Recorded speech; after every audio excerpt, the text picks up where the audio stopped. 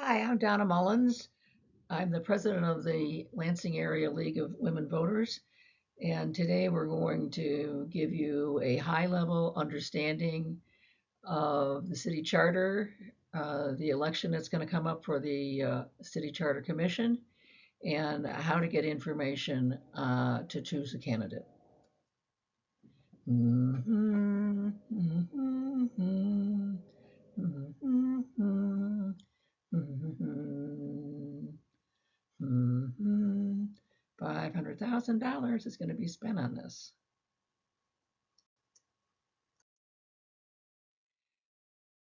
We're going to provide answers to what a city does, a lot more than most people understand, what the purpose of the city charter is, okay, what can be changed, not everything, and how can you decide for the candidates.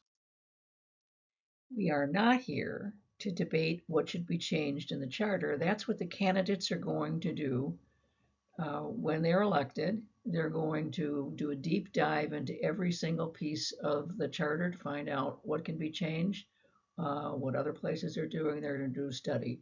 We can't go into that. It would take 3 years, which is what the commission is being given to study it.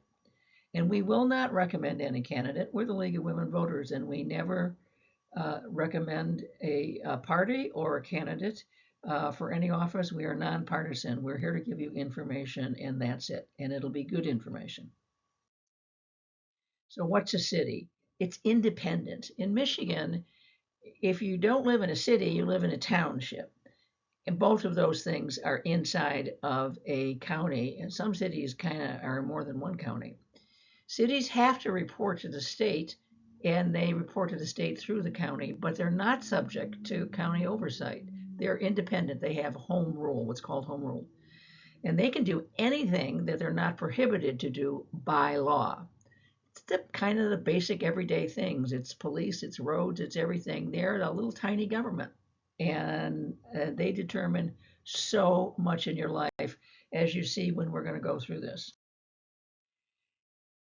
Police, fire, let you kind of look at these things. Parks and stuff, airport authority, they determine what's going on in the Lansing City Airport. Okay, the zoo, the roads, those damn potholes, the building safety, zoning, it affects everybody. Housing, licensing, diversity, building codes, it just everything that affects you day to day is what a city does. So how is it run? It is run by the city charter. The city charter is the city's constitution. It's the framework for how decisions are made. And it's like the rules that by which things are done. And it's not laws, it's not ordinances, but it's how those things are made and the process by which it's done. So what is in the city charter? We're about to go through things article by article. It's going to be very, very high level. Uh, there are more details than we can possibly cover, so we're just gonna give you a high level. So Article 1 is very general, and it's mostly boilerplate. Boilerplate is the language in a government document that is shared by almost every other city charter. It defines terms. It tells you that the public has a right to transparency according to state law, that we're not allowed to discriminate by any number of things. That gives us permission to work with governments because the city is an independent governmental entity, and it gives you penalties for breaking the rules of the charter. Article 2 is officers and elections. So that's a big deal. Elected officers are the mayor, the city council, there are 8 members that are staggered, and the city clerk. They all have 4-year terms in the current city council. That could change. The council elections are staggered. That could change. Um, the qualifications, they have to be citizens, member of a ward that they represent and stuff like that. That could change. It outlines the ethics that are expected of people. and it tells you how salaries and compensation is figured out. The process, it's the process. So it does the election of officers. State laws determine the dates of elections, so that's pretty much out of people's hands. It's got the election, and our officers are nonpartisan. There are 4 wards, redistricting, and it gives you the rules of how to fill the vacancies. I know you're wondering who those people are in the picture above. That's the 1990-91 City Council, and I'll quickly give them name tags, okay?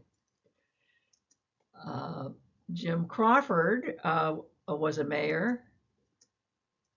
Joni Benavides was a mayor. Jim Blair, Lucille Beelan, everyone knows who that is. Terry McCain, Elfrida Schmidt.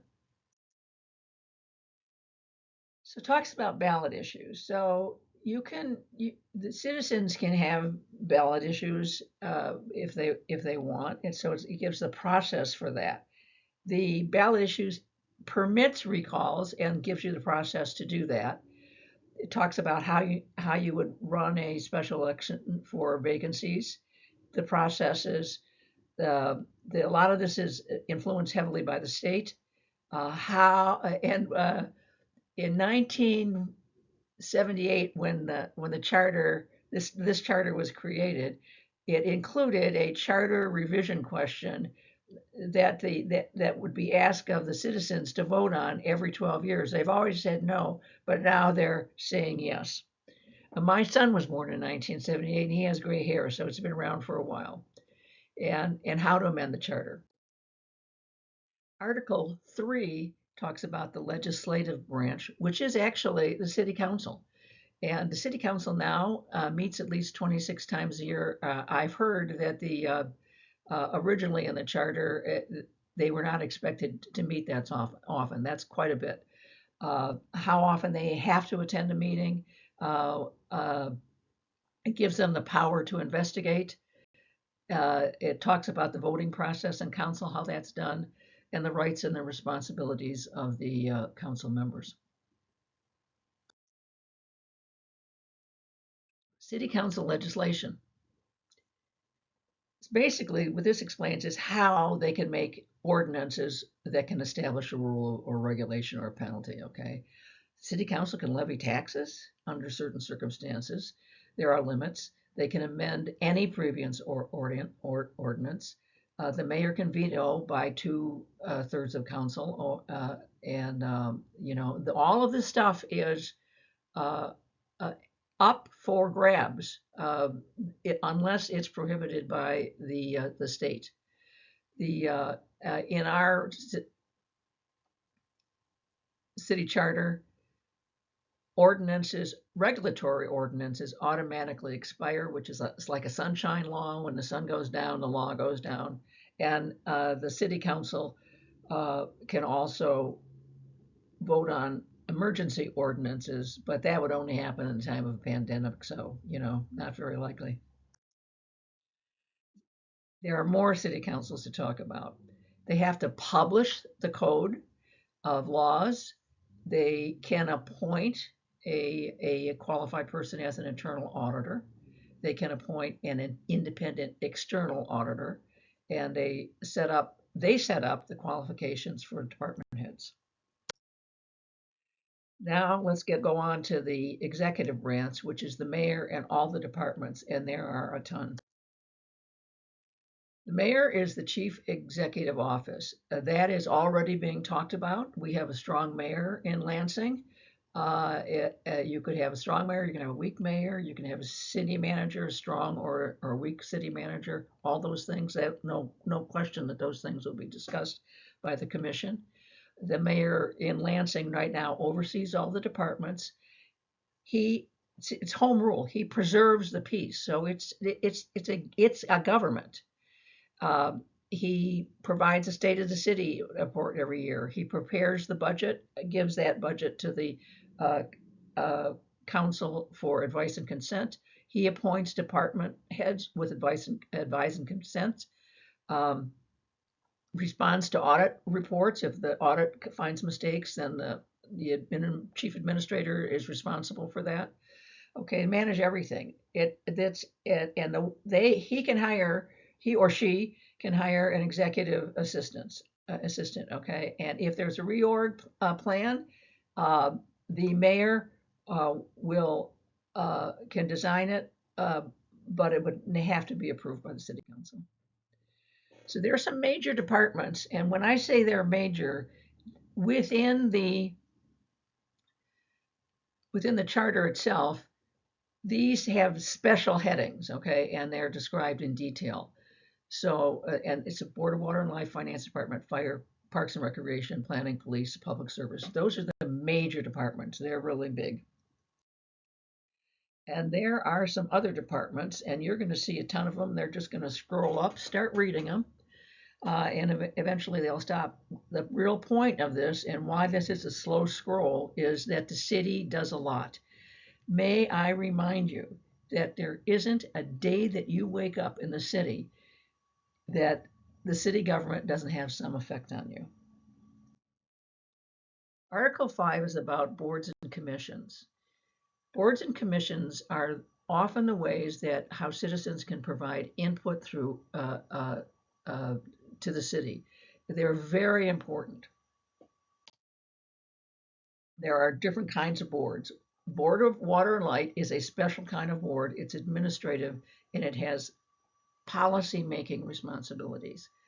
There are review boards that make recommendations about zoning and planning, and you read about those all the time in the newspapers.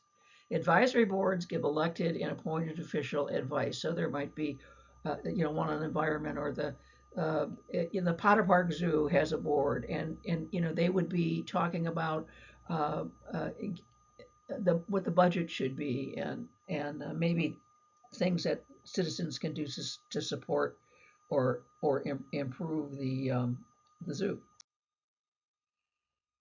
Board members are chosen generally by the mayor and with the advice and consent by the council. So, and they're given 4-year terms. This it described the procedure to choose board members, and that's a public, transparent thing. There are 8 members on each board, and they're staggered appointments, so nobody starts off new. So there's always somebody that's experienced. And one of the things that it says in the city charter is that you should pick members for each board with regard to the diversity of Lansing citizens. So there ought to be a lot of diversity with gender, race, points of view on each of the boards. The Board of Water and Light is a board that has a lot of control over what the Board of Water and Light does. Besides having the 8 members on the commission, there are 3 non-voting members to represent customers outside of the city of Lansing, East Lansing, Delta, and somebody at large. What the Board of Water and Light does is they review the actions of the head of the agency, okay? And they propose policy, they review budgets, they make all the contracts, they sell property, they do all that. This is very important.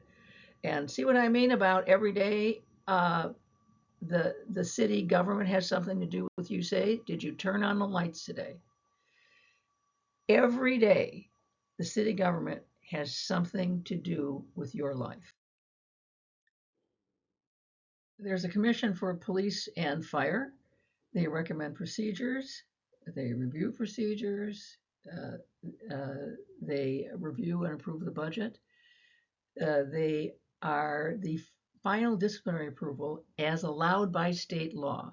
Some discipline is reviewed by the state, and they have uh, provide an annual report.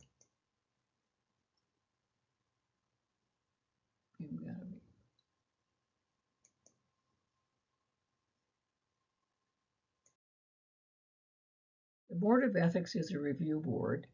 It reviews both the actions of the city council and the executive branch. So 4 members are appointed by the city council and the executive branch, and they have different term lengths. Okay, they make recommendations for uh, the future.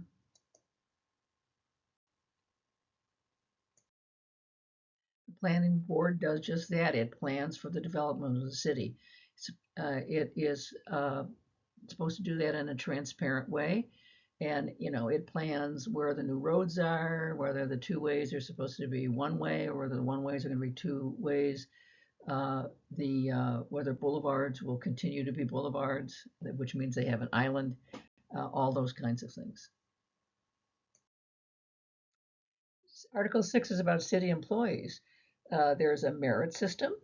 It addresses labor relations. It has a little thing about that prohibits discrimination, and it works on employee contracts.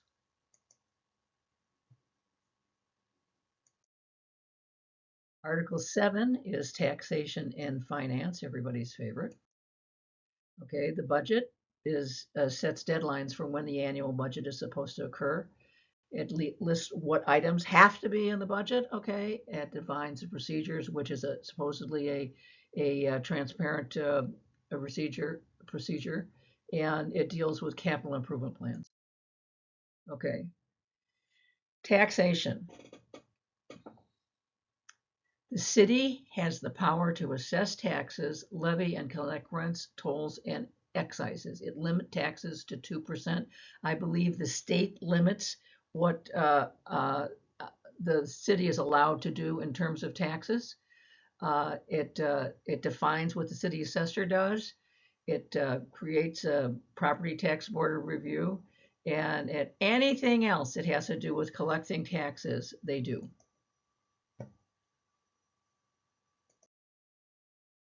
Article 8 is regulatory powers and contracts. My face is in the middle of this definition. I'm about to tell you what it is. It's a very legalese definition, as one might expect with regulations and contracts.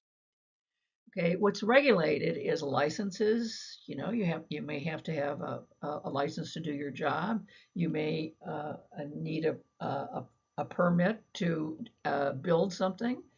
It has to do with franchises. Government franchises gives a business permission to do things on city property. It regulates public utilities. That's where the Board of Water and Light comes in. It collects fees. It regulates property sales and purchases. Okay. And that is a high level view, and it's a lot. It's barely been skimmed. It's only about 30 pages, but I'm telling you, it's not it there's no extra words in it. It's a lot to read. So how do you begin to choose a candidate for the commission? There's 36 people running for 9 positions. And we're going to suggest that you get information from vote411.org, which is run by the League of Women Voters. Another good place for information is a local newspaper. City Pulse has done a pretty good job, I think, on providing the facts that will help you make a decision. And one of the things that the City Pulse did is ask a question to all the candidates that is very similar to the question that we ask, which is describe your qualifications and experience for the City Charter Commission and explain your reasons for running. So whatever you're looking for in someone, whether fresh blood or experienced blood, you should be able to get an answer from that. Each candidate has been given these 2 questions to answer for Vote 11, and I'll tell you more about Vote 11 in a minute. The second question we ask them is, are there specific provisions in the city charter that you would like revised? And so many candidates have some thoughts to begin with, but that doesn't mean that they'll continue the thoughts, because one of the first things they're going to do is go through and find out where they can make decisions and what's working. Traditionally, changes that are made to the city charter when they're reviewed are there's not a lot, and they're not There's certainly not a lot of huge changes because it's just harder to pass it. It's a practical piece to this. So these are old, out of date things. So please forgive us, because right now the information on the candidates isn't up yet on 411. It should be up by the end of March, because that's when you'll be able to start voting by mail. And so the first thing that you see is uh, uh, this front page. And what you want to do is find what's on your ballot. Okay, so once you do that, and that is, let me see if I can find what's right over here. Find what's on your ballot, and then you put your information in. So you put your street address, your city, and your zip code, and you submit it. And then what happens is you get what's going to be on your ballot. And this was from a couple of years ago. It had the House, Ingham County Treasurer, all those kinds of things. It tells you the date. It tells you where you're supposed to vote. It tells you the deadlines for online voting, mail voting, and in-person voting. And if you're interested in something, and there'll only be one thing, you'll just click here. So right now, let's say I click the U.S. House District. There's only going to be one thing, I think, on the ballot and it'll be the city Lansing City Charter Commission. And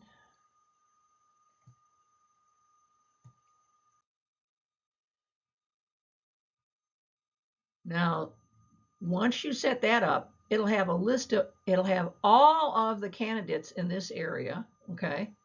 And if you click on a candidate, so if I click on Alyssa Slotkin, what'll happen is you'll see her answers to the question. So every time you click on a candidate, you go, oh, this is what they answered. And if you like what they've answered, you can only vote for 9 people, but you might as well start now. You can say, I think I want to see this person, and you can select this candidate, and it'll save that for you, and then you can go on and look at other people. And it'll allow you to do that with 9 candidates. That first question, again, is in the city pulse, and so you might want to read that too. Your vote counts. There's no question about it. If you don't vote, somebody's going to make a decision for who's going to make these decisions for the city council, not for the city council, but for the city charter. And did I tell you, there isn't a day that goes by that the city government doesn't have some impact on your life. It's really important to vote. If you don't vote, somebody's making decisions for you that will affect you. Election day is May 7th. You can vote for up to 9 candidates, or you can vote for less than 9 candidates. And you may want to do that. You can vote in person or by mail. There are a number of people who are automatically getting mail ballots. You can ask the city clerk for a mail-in ballot, and they will send you one. I like this quote by Thomas Jefferson. We don't have government by the majority. We have government by the majority who participate. I don't think, for me at least, I want to leave that decision to other people. If you are interested in reading the entire city charter, and you can find that at the city clerk's website, just do a search on Lansing City Clerk, and on the left, look at municipal code and ordinance, and you'll get a link to the city council. And thank you, and vote. This is a pretty exciting thing. It's been almost 50 years.